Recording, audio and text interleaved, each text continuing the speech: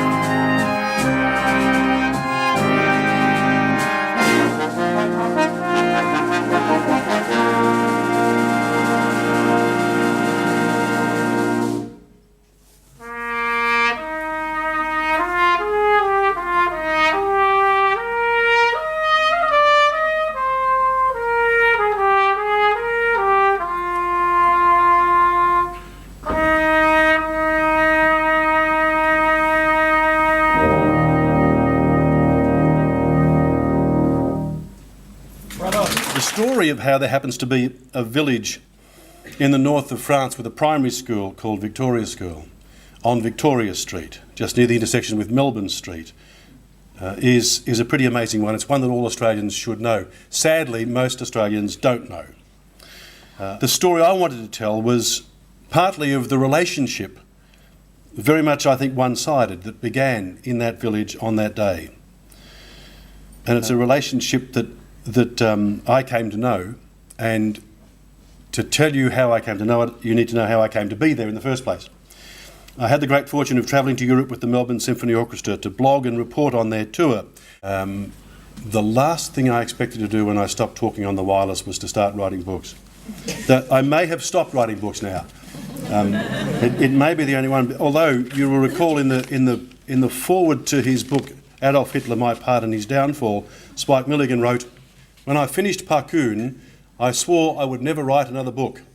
This is it." So I can't guarantee anything.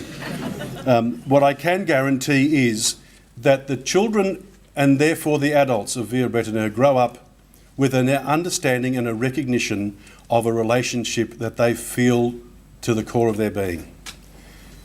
They will never forget Australia. And we owe it to them to reciprocate, to understand the story, to understand why and what we can do, and not just treat it as some sort of a tourist thing, let's pop into the town that never forgets, but actually to have a deeper understanding of what our relationship can be, has been, and will be into the future.